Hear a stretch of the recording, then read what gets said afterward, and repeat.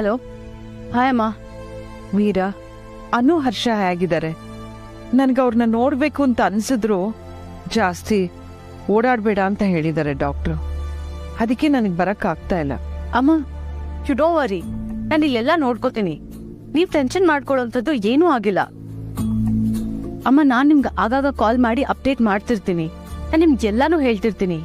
ನೀವು ನಿಮ್ಮ ಹೆಲ್ತ್ ಬಗ್ಗೆ ಕೇರ್ ತಗೊಳ್ಳಿ ಪ್ಲೀಸ್. ಮೀರಾ, ನನ್ಗೆ ಈ ಮನೆ ಬಿಟ್ಟು ಆಚೆ ಬರಕ್ಕೆ ಧೈರ್ಯ ಆಗ್ತಾ ಇಲ್ಲ.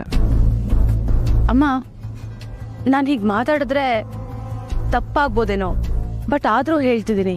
ಅದು ನನಗೆ ಆ ಆರಾಧನ ಆ್ಯಂಡ್ ಫ್ಯಾಮಿಲಿ ಇಲ್ಲಿಗೆ ಬಂದಿರೋದು ಸ್ವಲ್ಪನೂ ಸಮಾಧಾನ ಅಂತ ಅನ್ನಿಸ್ತಾ ಇಲ್ಲ ಅಮ್ಮ. ಕೆಲವು ವಿಷಯಗಳ ಬಗ್ಗೆ ಮಾತಾಡದೆ ಇದ್ರೇನೆ ಒಳ್ಳೇದು ಮೀರಾ. ಆರ್ಯನಿಗೆ ವಿಷಯ ತಿಳಿಸಿದ್ಯಾ? ಇಲ್ಲ ಅಮ್ಮ, ಆರ್ಯ ಸರ್ಗೆ ಏನು ಹೇಳಕ್ ನನಗೆ ಮನಸ್ಸೇ ಆಗಲಿಲ್ಲ. ಬಿಕಾಸ್ ಅನುಗ್ ಈ ಥರ ಆಗಿದೆ ಅಂತ ಗೊತ್ತಾದ್ರೆ ಅವರು ತುಂಬಾನೇ ಟೆನ್ಷನ್ ಮಾಡ್ಕೊಂಡ್ಬಿಡ್ತಾರೆ. ನಾವು ಅವ್ರಿಗೊಂದು ಸಣ್ಣ ಗಾಯ ಆಗಿದೆ ಅಂತ ಹೇಳಿದ್ರು ಸರ್ ಸಮಾಧಾನ ಮಾಡ್ಕೊಳ್ಳಲ್ಲ. 3 ಓವರಲ್ಲಿ ಅವರು ಒಬ್ಬರೇ ಇದ್ದಾರೆ. ಅನು ವಿಷಯದಲ್ಲಿ ಸರ್ನ ಸಮಾಧಾನ ಮಾಡೋದು ತುಂಬಾನೇ ಕಷ್ಟ ಆಗ್ಬೋದು ಅಂತ ನಾನೇನು ಹೇಳಕ್ ಹೋಗ್ಲಿಲ್ಲ. ಅನು ಪ್ರಜ್ಞೆ ಯಾವಾಗ ಬರುತ್ತೆ ಅಂತ ಹೇಳಿದ್ದಾರೆ? ಅದಿನ್ನೂ ಗೊತ್ತಿಲ್ಲ ಅಮ್ಮ. ಬಟ್ ಡಾಕ್ಟರ್ಸ್ ಹೇಳೋ ಪ್ರಕಾರ ಅನುಗೆ ಮೇಜರ್ ಆಗಿ ಏನು ಪ್ರಾಬ್ಲಮ್ ಆಗಿಲ್ಲ. ಆದ್ರೆ ಏನ್ ಮೀರಾ? ಅಮ್ಮ, ಡಾಕ್ಟರ್ಸ್ ಯಾರು ಅನು ಹೊಟ್ಟೆಲಿರೋ ಮಗು ಬಗ್ಗೆ ಏನು ಹೇಳ್ತಾನೆ ಇಲ್ಲ. ನನಗೆ ಅದೇ ಟೆನ್ಷನ್ ಆಗ್ತಿರೋದು. ಈ ವಿಷಯ ಎಲ್ಲ ಏನು ಕರೆಕ್ಟಾಗಿ ಗೊತ್ತಿಲ್ಲದೆ ನಂಗೆ ಆರ್ಯ ಸರ್ ಏನು ಅಪ್ಡೇಟ್ ಮಾಡೋಕ್ಕಾಗ್ತಿಲ್ಲ. ನಿನ್ನ ಯೋಚನೆ ಸರಿಯಾಗೇ ಇದೆ ಮೀರಾ. ಅನು ಟ್ರೀಟ್ಮೆಂಟ್ಗೆ ಏನು ಬೇಕೋ ಅದನ್ನು ಮಾಡು. ಯಾ ಅಮ್ಮ, you don't worry, I take care. ನಾನು ಎಲ್ಲಾನು ನೋಡ್ಕೋತಾ ಇದ್ದೀನಿ. ಬಟ್ ಒಂದು ವಿಷಯ, ಅನುಗೆ ಆಕ್ಸಿಡೆಂಟ್ ಆಗಿರೋದು ನನ್ಗೆ ಯಾಕೋ ಪ್ರೀ ಪ್ಲಾನ್ ಅಂತ ಅನಿಸ್ತಿದೆ. ನನಗೂ ಹಾಗೆ ಅನ್ನಿಸ್ತಾ ಇದೆ. ಅದು ಅಲ್ಲದೆ ಜೇಂಡೆ ಗೋಡೌನಿಂದ ತಪ್ಪಿಸ್ಕೊಂಡು ಹೋಗಿದ್ದಾನೆ.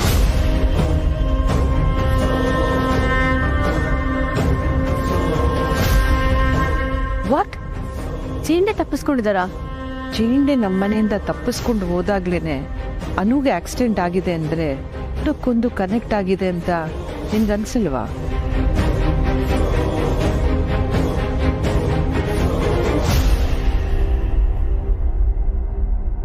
ಆರ್ಯ ಬಂದ್ರೇನೆ ಜೇಂಡೆ ಮಾಡ್ತಿರೋ ಕೆಲಸಕ್ಕೆ ಪೂರ್ತಿ ಬ್ರೇಕ್ ಬೀಳೋದು. ಇಷ್ಟು ದಿನ ಆರ್ಯನ ಸ್ನೇಹದ ಮುಖ ಮಾತ್ರ ನೋಡಿದ ಜೇಂಡೆಗೆ ಆರ್ಯನ್ ವ್ಯಾಘ್ರ ರೂಪ ನೋಡೋ ಸಮಯ ಬಂತು ಅಂತ ಅನ್ಸುತ್ತೆ. ಸುಬ್ಬು, ಅಳಿಯಂದ್ರು ಅನು ನಮ್ಮ ಜೊತೆ ಒಟ್ಟಾರದಲ್ಲಿದ್ದಾಳೆ ಅಂತ ಅನ್ಕೊಂಡಿದ್ದಾರೆ. ನನ್ಗೆ ಏನು ಹೇಳ್ಬೇಕಂತ ಗೊತ್ತಾಗ್ಲಿಲ್ಲ. ಮೀರಾ ಮೇಡಮ್, ಅಳಿಯಂದ್ರು ಅನು ನೋಡಕ್ಕೆ ಸೀದಾ ಒಟ್ಟಾರಕ್ಕೆ ಹೊರಟ್ಬಿಟ್ರೆ? ಸರ್ ಏನಾದರೂ ಹಾಗೆ ಒಟ್ಟಾರಕ್ಕೆ ಹೋದರೆ ನನಗೆ ಕಾಲ್ ಮಾಡೇ ಮಾಡ್ತಾರೆ. ನಾನು ಮ್ಯಾನೇಜ್ ಮಾಡ್ತೀನಿ ಬಿಡಿ. ಅವ್ರು ಫಸ್ಟ್ ಇಂಡಿಯಾಗೆ ಬರೋದು ಇಂಪಾರ್ಟೆಂಟ್.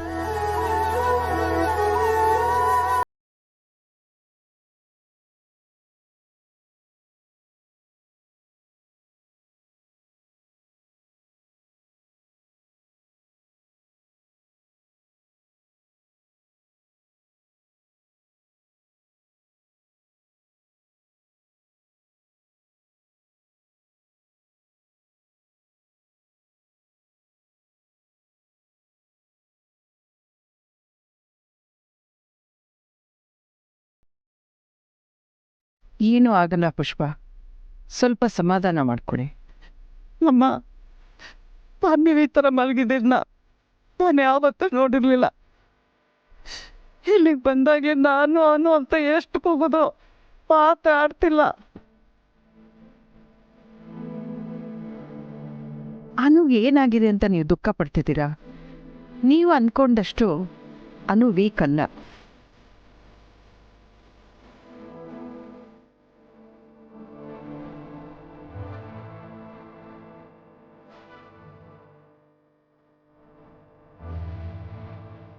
ಅನು,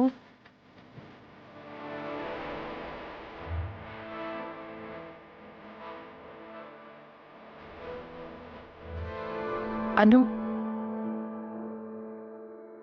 ಅನು ಮಗಳೇ. ಅಮ್ಮ, ದಾದಾ ಮನೆಗೆ ಬರ್ತಿದಾರಂತೆ. ಈ ವಿಷಯನ ಅವ್ರಿಗೆ ನೀವೇ ಹೇಳಬೇಕು. ಹರ್ಷ, ನಾನು ಮೊದಲು ಡಾಕ್ಟರ್ ಹತ್ರ ಮಾತಾಡಬೇಕು. ಅದು ಹೇಗೆ ಹೊಟ್ಟೆಗೆ ಮಗು ಇಲ್ಲ ಅಂತ ಹೇಳ್ತಾರೆ? ಇಷ್ಟು ದಿನ ಸ್ಕ್ಯಾನಿಂಗು ಚೆಕಪ್ಪು ಎಲ್ಲ ಸುಮ್ಮನೆ ಮಾಡಿಸ್ತಿದ್ವಾ?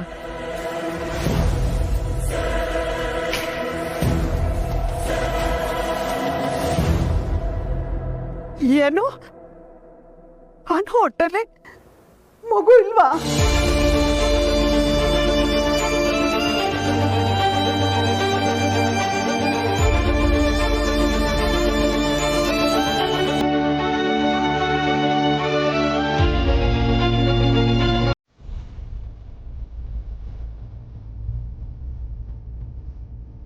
ಹಲೋ ಅತ್ತಿಗೆ, ಅನುಗೇನಾಗಿಲ್ಲ ತಾನೆ? ಮಗುಗೂ ಏನು ತೊಂದರೆ ಆಗಿಲ್ಲ ತಾನೆ? ಮನೆಗೆ ಬಂದು ಇದನ್ನೆಲ್ಲ ನಿನ್ನ ಜೊತೆ ನಿಧಾನವಾಗಿ ಮಾತಾಡ್ತೀನಿ. ಈಗ ನಾನು ಫೋನ್ ಮಾಡಿದ್ದು ಯಾಕಂದ್ರೆ ಆರ್ಯ ಮನೆಗೆ ಬರ್ತಾ ಇದ್ದಾನೆ.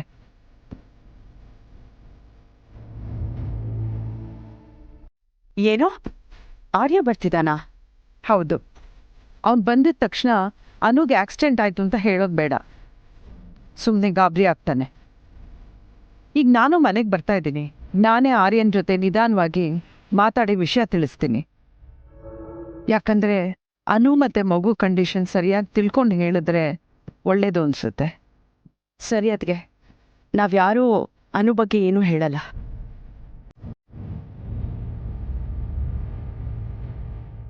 ಏನಂತಮ್ಮ? ಅದು ಆರ್ಯ ಬರ್ತಿದ್ದಾನಂತೆ.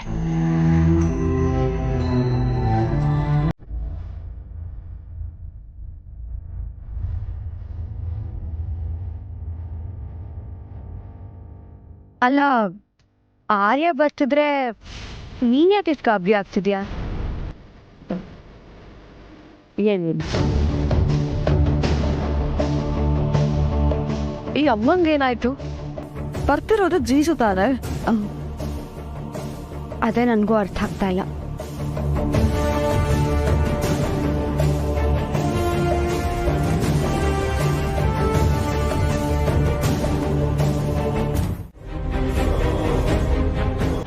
ಅನುನ ಈ ಮನೆಯಿಂದ ದೂರ ಮಾಡಬೇಕು ಅಂತ ನನ್ನ ತಲೆಗೆ ತುಂಬಿದವನು ನೀನೆ. ಮೆಸೇಜ್ ಮಾಡಿದವನು ನೀನೆ, ಫೋನ್ ಮಾಡಿದವನು ನೀನೆ.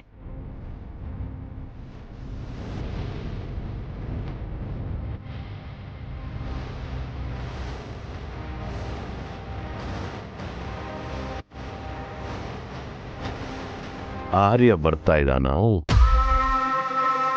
ಅವನನ್ನ ವೆಲ್ಕಮ್ ಮಾಡೋಕ್ಕೆ ಅನು ಆಲ್ಮೋಸ್ಟ್ ಅರೆಜೀವಾಗಿದ್ದಾಳೆ. ಅವಳ ಹೊಟ್ಟೆಲಿ ಮಗು ಬೇರೆ ಇಲ್ಲ. ಇದಕ್ಕಿಂತ ಒಳ್ಳೆ ಸಮಯ ಬೇಕಾ? ಒಳ್ಳೆ ಸಮಯ, ಒಳ್ಳೆ ಸಮಯ.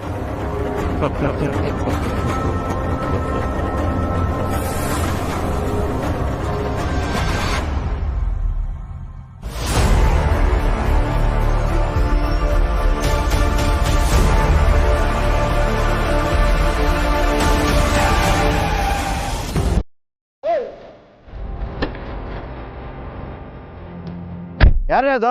ಇಷ್ಟು ಹತ್ರ ಬಂದು ಬೇಕಾಗ್ತಿರಲ್ಲ, ಗೊತ್ತಾಗೋದಿಲ್ವಾ?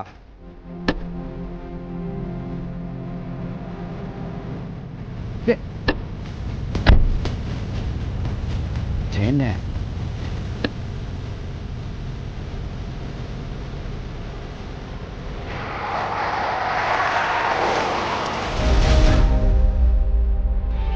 Doctor, are you sure?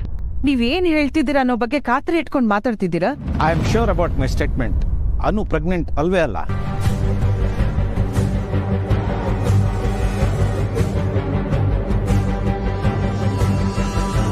Doctor, Anu scanning ಮಾಡಿಸಿದ್ಲು. ಡಾಕ್ಟರ್ ಹೇಳಿದಾಗೆ ಎಲ್ಲ ಮೆಡಿಸಿನ್ಸ್ ತಗೋತಾ ಇದ್ಲು. ಅವ್ಳು ಪ್ರೆಗ್ನೆಂಟ್ ಆಗಿರೋದಕ್ಕೆ ತಾನೇ ಇವೆಲ್ಲ ಫಾಲೋ ಮಾಡ್ತಿದ್ದಿದ್ದು. ಅನ್ನೋದು ಲಾಸ್ಟ್ ಟೈಮ್ ರಿಪೋರ್ಟಲ್ಲಿ ಏನು ಬಂದಿತ್ತು? ಅವಳು ಸ್ಕ್ಯಾನಿಂಗ್ ಮಾಡಿಸಿ ತುಂಬಾ ದಿವಸಗಳಾಗಿತ್ತು. ಆದ್ರೆ ಮಗು ಇದ್ದಿದ್ದಂತೂ ನಿಜ. ಅದನ್ನ ನಾನು ಸುಳ್ಳು ಅಂತ ಹೇಳ್ತಾ ಇಲ್ಲ. ಆಗ ಅವರು ಪ್ರೆಗ್ನೆಂಟ್ ಆಗಿದ್ರು ಅನ್ಸುತ್ತೆ. ಆಮೇಲೆ ಮಗು ಬೇಡ ಅನ್ಸಿ ಮೇ ಬಿ ಅಬಾರ್ಷನ್ ಮಾಡಿಸ್ಕೊಂಡಿರ್ಬೋದು. ಅದನ್ನ ಹೇಳೋದಕ್ಕೆ ನಿಮ್ಮ ಹತ್ರ ಧೈರ್ಯ ಸಾಲದೆ ಮುಚ್ಚಿಟ್ಟಿರ್ಬೋದು ಅನ್ಸುತ್ತೆ. ಡಾಕ್ಟರ್, ನೀವು ಜೀವ ಉಳಿಸೋ ಕೆಲ್ಸದಲ್ಲಿರೋರು ಹೀಗೆ ಸುಮ್ನೆ ಆರೋಪ ಮಾಡೋದು ತಪ್ಪಲ್ವಾ? ನಮ್ಮ ಮನು ಬಗ್ಗೆ ನಮ್ಗೆ ತುಂಬಾ ಚೆನ್ನಾಗಿ ಗೊತ್ತಿದೆ. ನಾನು ಡಾಕ್ಟರ್, ಹಾಗೆಲ್ಲ ಏನೇನೋ ಹೇಳೋಕ್ಕಾಗಲ್ಲ ಮೇಡಮ್. ನನ್ನ ಸೊಸೆ ಬಗ್ಗೆ ನಿಮ್ಮ ಅನಾಲಿಸಿಸ್ ತಪ್ಪಿರ್ಬೋದು ಡಾಕ್ಟರ್, ಅಥವಾ ನಿಮ್ಮ ಟ್ರೀಟ್ಮೆಂಟ್ ಇಂದ ಅನು ಮಗುಗೆ ಏನಾದ್ರು ತೊಂದರೆ ಆಗಿರ್ಬೋದು, ಅದಕ್ಕೆ ಹೀಗೆ ಮಾತಾಡ್ತಿದ್ದೀರಾ ಅನ್ಸುತ್ತೆ. ಮೇಡಮ್, ಹೀಗೆ ಅಲಿಗೇಷನ್ ಮಾಡೋಕ್ಕೆ ಮುಂಚೆ ನಿಜ ಅರ್ಥ ಮಾಡ್ಕೊಳ್ಳಿ. ಇಲ್ಲಿ ಬರೋ ಪೇಷಂಟಲ್ಲಿ ಯಾರು ಪ್ರೆಗ್ನೆಂಟ್ ಅಲ್ಲ ಅಂತ ಗೊತ್ತಿಲ್ಲದೆ ಇರೋ ಡಾಕ್ಟರ್ಸ್ ಇಲ್ಲಿ ಯಾರೂ ಇಲ್ಲ. ನಿಮ್ಮ ಸೊಸೆ ಹಿಂದೆ ಪ್ರೆಗ್ನೆಂಟ್ ಆಗಿದ್ರೋ ಏನೋ ಗೊತ್ತಿಲ್ಲ, but right now she is not carrying any baby. ನೀವೆಲ್ಲಿ ಬೇಕಾದ್ರೂ ಚೆಕ್ ಮಾಡಿಸ್ಕೋಬೋದು.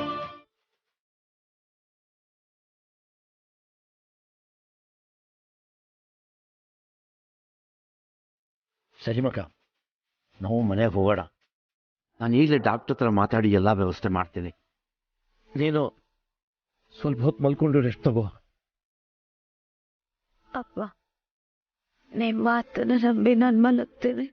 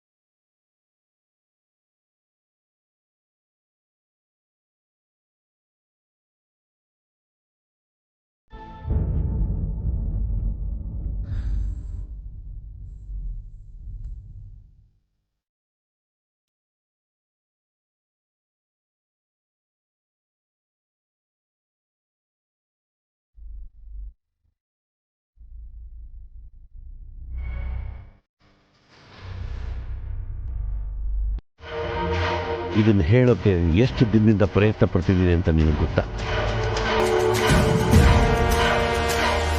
ಆದರೆ ನೀನು ನಂಬ್ತಾನೇ ಇಲ್ಲ.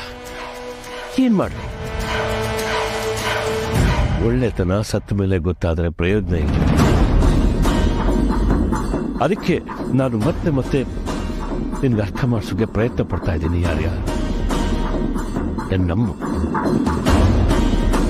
ನಿನಗೆ ವರ್ಧನ್ ಸಂಸ್ಥೆನಲ್ಲಿ ನಯಾ ಪೈಸೆ ಸಿಗಲ್ಲ ಅಂತ ಗೊತ್ತಾಗಿ ಆ ವರ್ಧನ್ ಖಜಾನೆನಲ್ಲಿ ದೋಚಿ ಬಾಚಿ ನಿನಗೋಸ್ಕರ ಕೂಡಿಡ್ತಾ ಬಂದಿದ್ದೀನಿ.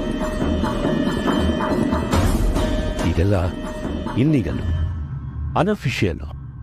ಆದರೆ ಇದೆಲ್ಲ ದುಡ್ದಿದ್ದು ನೀನೇ ಆರ್ಯ. ಇದೆಲ್ಲ ನಿಂದು. ರಾಜನಂದಿನಿ ನಿನ್ನನ್ನು ಒಂದು ಗತಿ ಕಾಣಿಸ್ಲೇಬೇಕು ಅಂತ ಕಾಯ್ತಿದ್ದಾಳೆ. ಆರ್ಯ, ಮೊದಲು ನಾವಿದನ್ನೆಲ್ಲ ತಗೊಂಡು ಬೇರೆ ಎಲ್ಲಾದರೂ ಹೋಗ್ಲೇಬೇಕು. ನಿಲ್ಸು.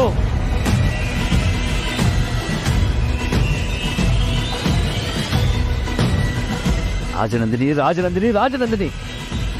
ಅವ್ರು ಸತ್ತು 22 ವರ್ಷದ ಮೇಲಾಯ್ತು ಚೇಂಡೆ. ತಪ್ಪು.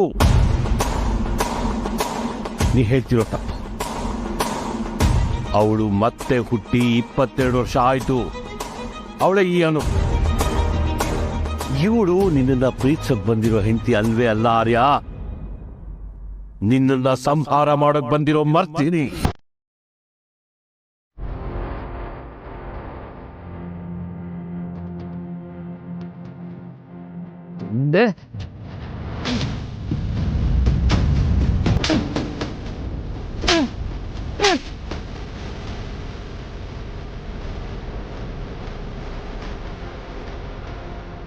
ನನ್ನ ಬಗ್ಗೆ ಮಾತಾಡೋದಕ್ಕೆ ಎಷ್ಟು ಧೈರ್ಯ ನಿನ್ಗೆ?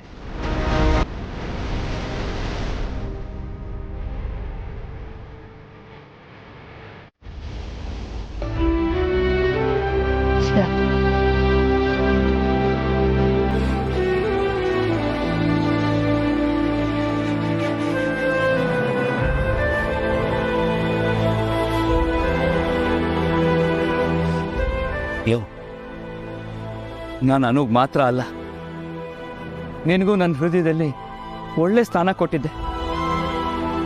ಆದರೆ ಈ ರೀತಿ ಚೀಪಾಗಿ ಬಿಹೇವ್ ಮಾಡಿ ಅದನ್ನ ನೀನೇ ಕಳ್ಕೊತಿದ್ಯಾ.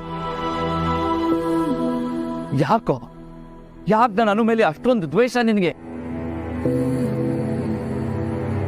ಆರ್ಯ, ಅಮ್ಮ, ಅಳಿಯಂದ್ರ ಜೊತೆ ಫೋನಲ್ಲಿ ನಾನು ಆಗಲೇ ಮಾತಾಡಿದೆ.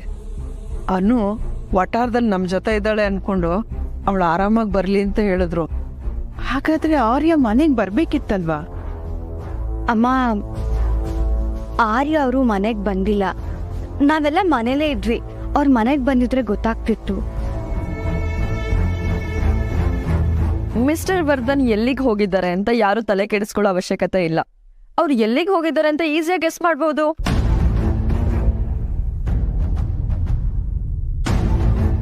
ಹಾಗಾದ್ರೆ ಆರ್ಯ ಎಲ್ಲಿದ್ದಾನೆ ಅಂತ ನಿನಗೆ ಗೊತ್ತಾ? ಭಾವನಾ ಹೇಳಿದ್ದು ನಿಜ ಅಮ್ಮ. ಆರ್ಯ ಸರ್ ಎಲ್ಲ ಹೋಗೋದಕ್ಕೆ ಸಾಧ್ಯ ಹೇಳಿ? ಅವ್ರ ಆಫೀಸ್ಗೆ ಹೋಗಿರ್ತಾರೆ. ಆಫೀಸಿಗೆ ಹೋಗದೆ ತುಂಬ ದಿನ ಆಯ್ತಲ್ಲ. ಎಕ್ಸಾಕ್ಟ್ಲಿ, ನಾನು ಅದನ್ನೇ ಗೆಸ್ ಮಾಡಿದ್ದು. ಆಫೀಸಿಂದ ಅವ್ರ ಮನೆಗೆ ಬರಲೇಬೇಕಲ್ವಾ? ಬರಲಿ. ಅವ್ರು ಬರೋದಕ್ಕೂ ಮುಂಚೆ ನಾನು ಮಾಡಬೇಕಾಗಿರೋ ಎಲ್ಲ ಕೆಲಸನೂ ಮಾಡಿ ಮುಗಿಸ್ತೇನೆ. ಬಾವಾ, ಇವತ್ತು ನಿಮ್ಮ ದಾದನ್ ಬರ್ತ್ಡೇ.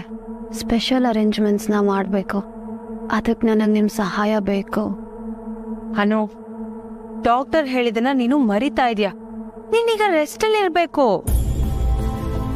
ಯಾಕೆ ಇಷ್ಟೊಂದು ಆಟ ಮಾಡ್ತೀಯ ಅನು? ನಾವು ಹೇಳ್ದಂಗೆ ಕೇಳೆ. ನಾನು ಈ ವಿಷಯದಲ್ಲಿ ಯಾರ ಮಾತು ಕೇಳಲ್ಲಮ್ಮ. ನಾನು ಅನ್ಕೊಂಡಾಗ ಮಾಡಿದ್ಮೇಲೆ ನನಗೆ ರೆಸ್ಟ್.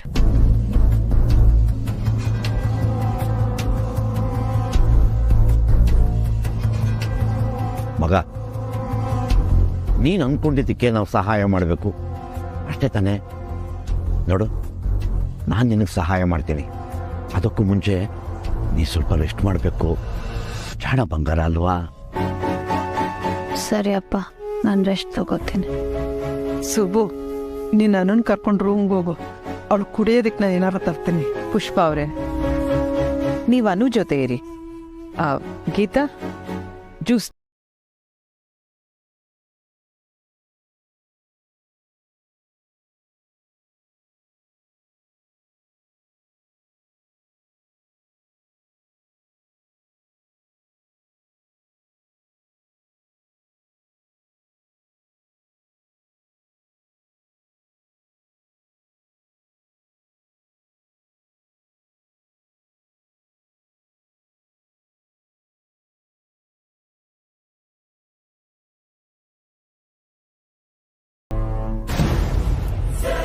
ನಾನು ಮಾಡಬೇಕಾಗಿರೋ ಎಲ್ಲ ಕೆಲಸನೂ ಮಾಡಿ ಮುಗಿಸ್ತೇನೆ.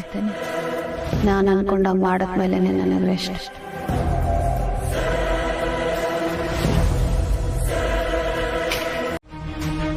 ಅಲ್ಲ ಅದ್ಗೆ, ನಾವ್ ಏನ್ ಮಾಡಿದೀವಿ ಅಂತ ಹೀಗ್ ಬಾಯ್ ಬಂದಾಗ ಮಾತಾಡ್ತಿದ್ದಾಳೆ. 30 ವರ್ಷದಲ್ಲಿ ನಾವ್ ಹೇಗಿದ್ದೀವಿ ಅಂತ ನೀವ್ ಯಾವತ್ತೂ ಕೇಳೂ ಇಲ್ಲ. ಆದ್ರೆ ನನ್ನ ಮಗಳು ಅವಳಿಗೆ ಗೊತ್ತಿಲ್ಲದೆ ನನ್ನ ತವರಲ್ಲಿದ್ದಾಳೆ ಅಂತ ಗೊತ್ತಾಗಿ ನನಗೆ ಎಷ್ಟು ಖುಷಿ ಆಗಿತ್ತು ಗೊತ್ತಾ? ಆದ್ರೆ ಈಗ ಯಾಕಾದ್ರೂ ಬಂದು ಅನ್ಸ್ತಿದೆ. ಛೇ, ನನ್ನ ತವರು ಅಂತ ನಾನು ಬರ್ಲೇಬಾರ್ದಿತ್ತು. ಬರಬಾರ್ದಿತ್ತು.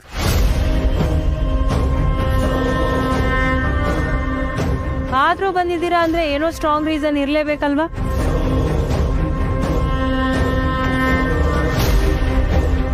ಅತ್ತಿಗೆ, ನಿಮ್ ಸೊಸೆ ಹೀಗ್ ಮಾತಾಡ್ತಿದ್ರು ನೀವ್ ಯಾಕೆ ಸುಮ್ನೆ ಇದ್ದೀರಾ? ಈಗೇನಾದ್ರೂ ಮಾಮನ್ ಲಾಗೆ ನಿಜವಾದ ವಿಷಯ ಗೊತ್ತಾದ್ರೆ ನೀವು ಸುಮ್ನಿರ್ಬೇಕಾಗತ್ತೆ.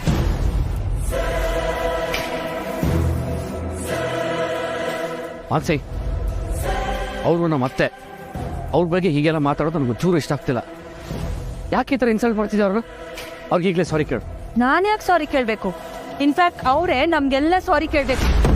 ನೀನ್ ಸಂಜೀವಿನಿ ಅತ್ತೆ ಜೇಂಡೆ ಜೊತೆ ಕದ್ದು ಮುಚ್ಚಿ ಮಾತಾಡ್ಬೇಕು ಅಂತ ರಾತ್ರಿ ಗೋಡೌನ್ ಹೋಗಿದ್ದೆವು. ಯಾಕೆ ಅಂತ ನೀನು ಕೇಳು.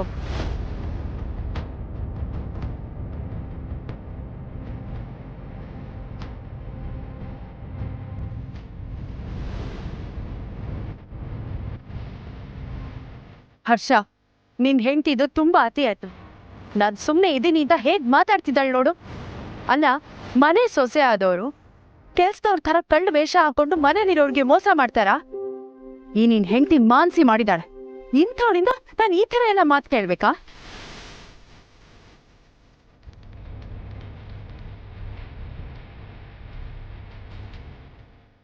ವಾಟ್ ಕೆಲಸ ತೊಳ್ತಾರಲ್ಲ? ಹಾಗೆ ನಾನು ವೇಷ ಹಾಕೊಂಬಂದಿರ್ತಾನೆ ನಿಮ್ಮ ನಿಜವಾದ ಬಣ್ಣ ಬಯಲಾಗಿದ್ದು. ನಾನು ಕಳ್ಳ ವೇಷ ಹಾಕೊಂಡು ಮನೆಯವ್ರಿಗೆಲ್ಲ ನಾನು ಮಾನಸಿ ಅಲ್ಲ ಅಂತ ಹೇಳಿ ಮೋಸ ಮಾಡಿರ್ಬೋದು. ಅದಕ್ಕೆ ನಾನು ಕ್ಷಮೆ ಕೇಳ್ತೀನಿ.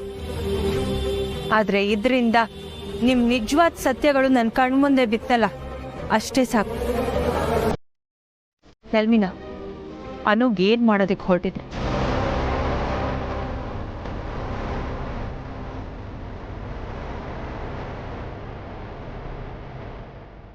ಇಲ್ಲ, ಇನ್ನೂ ಮನೆಗೆ ಯಾಕೆ ಬಂದಿಲ್ಲ?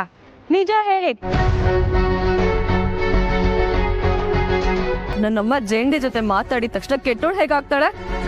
ಅಷ್ಟು ಡೌಟ್ ಇದ್ದಿದ್ರೆ ಅವಳನ್ನ ಅಲ್ಲೇ ಕ್ವಶನ್ ಮಾಡ್ಬೋದಿತ್ತಲ್ವಾ? ನನ್ನ ಅಣ್ಣನ ಆಸ್ತಿನ ಯಾರಿಗೂ ದಾನ ಕೊಡೋಕ್ಕೆ ಇವಳೇನು ದುಡ್ದಿದ್ದಾಳ? ನನ್ನ ಮಕ್ಳಿಗೋಸ್ಕರ ನಾನು ವಾಪಸ್ ಹೊರಟಿದ್ದೀನಿ. ಈಗಲೇ ಈ ಆಸ್ತಿ ವಿಷಯ ನನ್ನ ಕಿವಿಗೆ ಬೀಳ್ಬೇಕಾ?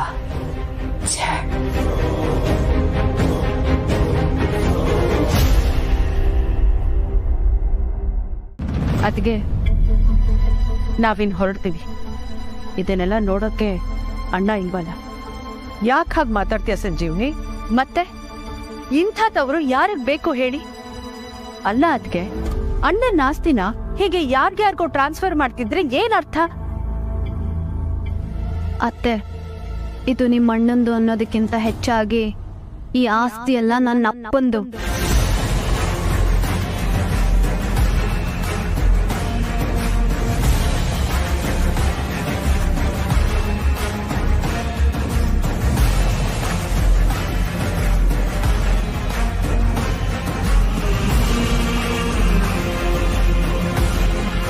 ನಾನು ರಾಜನಂದಿನಿಯಾಗಿ ನನ್ನ ಆಸ್ತಿನೆಲ್ಲ ನನ್ನ ಗಂಡನ್ ಕೊಡೋದ್ರಲ್ಲಿ ತಪ್ಪೇನಿದೆ?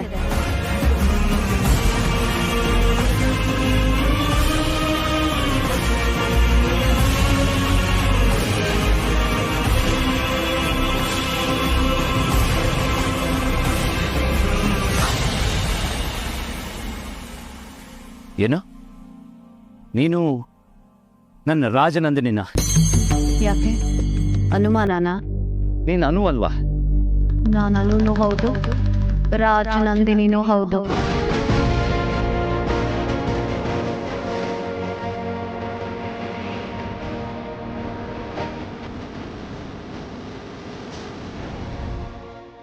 ರಾಜನಂದಿನಿಯಾಗಿ ಜನ್ಮ ಮುಗಿಸಿ ನಿಮಗೋಸ್ಕರ ಮತ್ತೆ ಅನು ಆಗಿ ಜನ್ಮನ ತಾಳಿದ್ದೀನಿ. ಸುಳ್ಳು, ಇದೊಂದು ದೊಡ್ಡ ಸುಳ್ಳು. ಸುಳ್ಳು ಅಂದಿದ ತಕ್ಷಣ ಸತ್ಯ ಸುಳ್ಳಾಗಲ್ಲ ಸರ್. ನಾನು ನಂಬಲ್ಲ. ನಿಜ ಹೇಳು, ನಿನ್ನ ಯಾವ ತಪ್ಪನ್ನ ಮರೆಮಾಚಕ್ಕೆ ಈ ರೀತಿ ಆಡ್ತಾ ಇದೆಯಾ? ನಿಜ ಹೇಳು.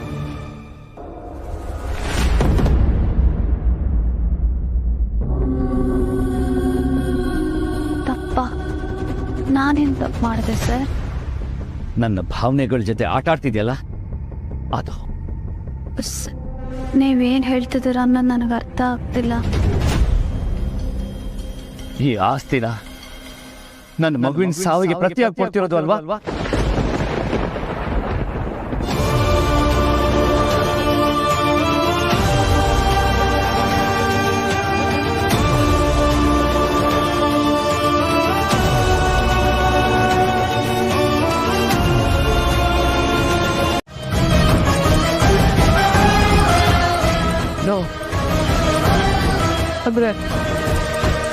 ಅಂದ್ರೆ ನನ್ನ ಮಗು ಇಲ್ಲ.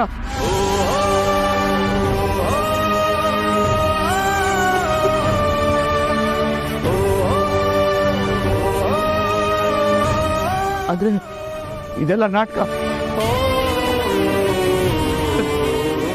ಈಗೆಲ್ಲ ಅರ್ಥ ಆಗ್ತಾ ಇದೆ, ಈಗೆಲ್ಲ ಅರ್ಥ ಆಗ್ತಾ ಇದೆ.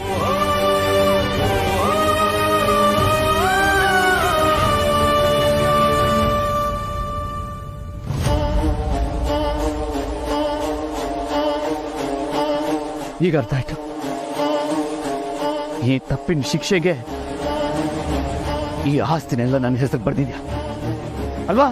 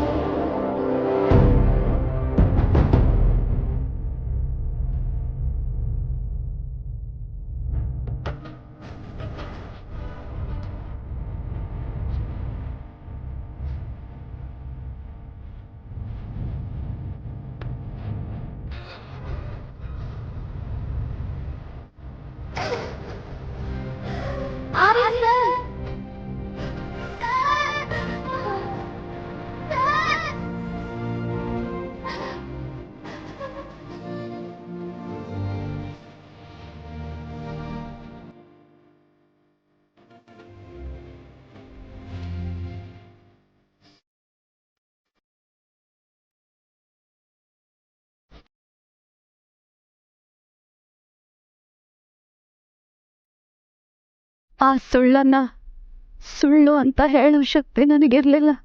ಅದಕ್ಕೆ ಆ ಸುಳ್ಳನ್ನೇ ನಿಜ ಅಂತ ಎಲ್ರನ್ನ ನಂಬಿಸ್ತಾ ಬಂದೆ. ನಾನು ಆರ್ಯ ಸರ್ ಮಾಡ್ತಿದ್ದಕ್ಕೆ ಅವ್ರ ಖುಷಿ ಮುಂದೆ ನನಗೆ ನಿಜ ಹೇಳಬೇಕು ಅಂತ ಅನ್ನಿಸ್ಲೇ ಇಲ್ಲ.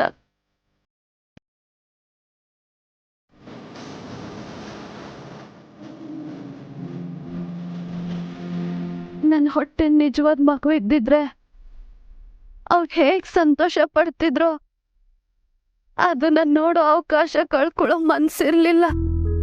ಅದಕ್ಕೆ ನನಗೆ ನೆಮ್ಮದಿ ಸಂತೋಷ ಕೊಟ್ಟಿದ್ದ ಸುಳ್ಳನ್ನೇ ನಿಜ ಅಂತ ಅನ್ಕೊಂಡು ಬದುಕೋದಕ್ಕೆ ಶುರು ಮಾಡಿದೆ. ಆದ್ರೆ ಇದು ನಿಮ್ಗೆ ಇಷ್ಟೊಂದು ನೋವು ಕೊಡುತ್ತೆ ಅಂತ ನಾನು ಅನ್ಕೊಂಡೇ ಇರ್ತಿದ್ದೆ. ಆರ್ಯಸ್, ದಯವಿಟ್ಟು ನನ್ನನ್ನು ಕ್ಷಮಿಸ್ಬಿಡಿ.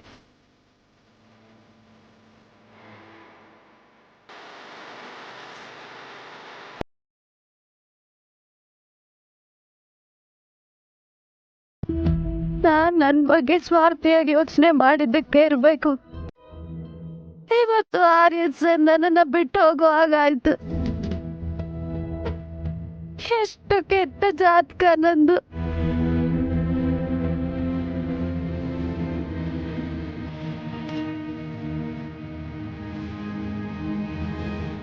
ಎಲ್ಲಾನು ಪಡ್ಕೊಂಡೆ ಅನ್ನೋ ಖುಷಿಯಲ್ಲಿರ್ಬೇಕಾದ್ರೆ ಎಲ್ಲಾನು ಕಳ್ಕೊಂಡೆ. ನನ್ನ ಮಗುವನ್ನು ಕಳ್ಕೊಂಡೆ.